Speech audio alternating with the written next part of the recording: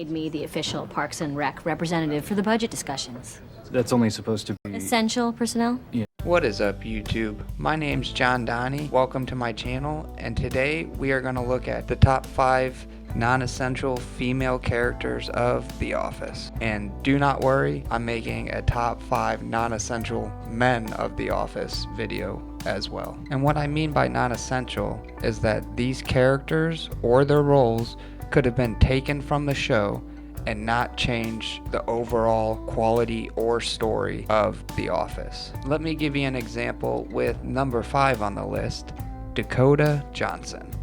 She only makes the list because her character takes over for Kevin's character, which honestly could have been just left empty. So I want to know, where in the name of horsey sauce is it? Well, yeah, hold on.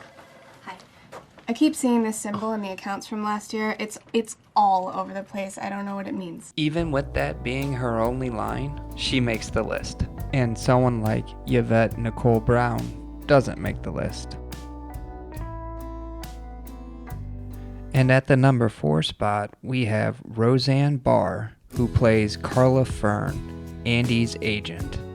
And she's not essential because Andy's trajectory would have been the same with or without her coming in. She definitely has some funny moments, but overall, non-essential. I wanted to include some clips, but apparently NBC or The Office itself has scrubbed any clips of Roseanne Barr being on the actual show.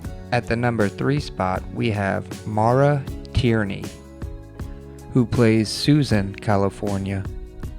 I think she had the possibility to be an essential character, but because there were so many storylines already going on, that hers kind of got cut. There was also potential for her and Andy to develop something because of the way the episode left off, but because Erin is such a strong character, I think she had to get the axe. And that's why she is non-essential. So just to do a recap, we have Dakota at number 5.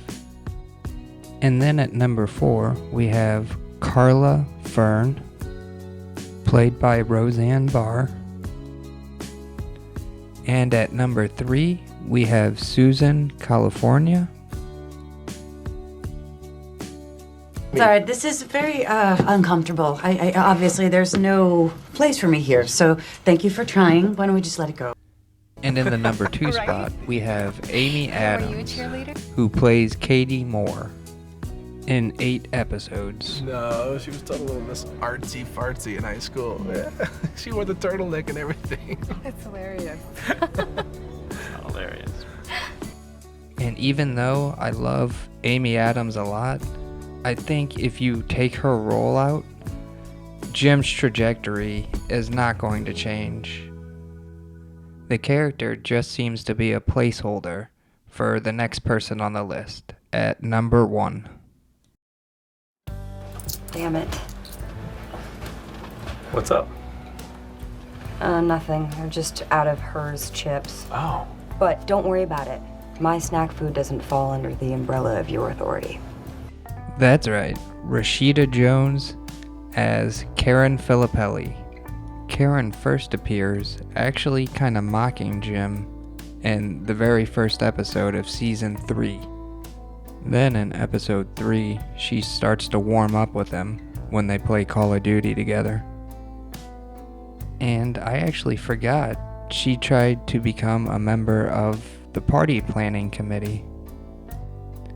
And after she is rejected, her and Pam actually team up.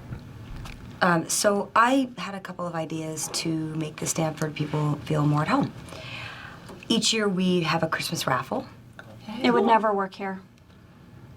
Okay. Another idea was karaoke. No. She becomes the manager for the Utica branch and tries to poach Stanley. Kind of repercussions as long as you keep trying to poach our people. I'm taking Stanley. Then we will burn Utica to the ground. She has a few more appearances, but none of them really have consequences within the show. And for her final appearance, it's actually in Threat Level Midnight. Ever banged an entire bachelorette party, baby? Why are you singling my line out?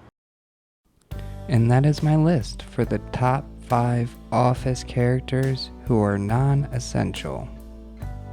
Thanks for watching, guys. If you made it this far, you're amazing.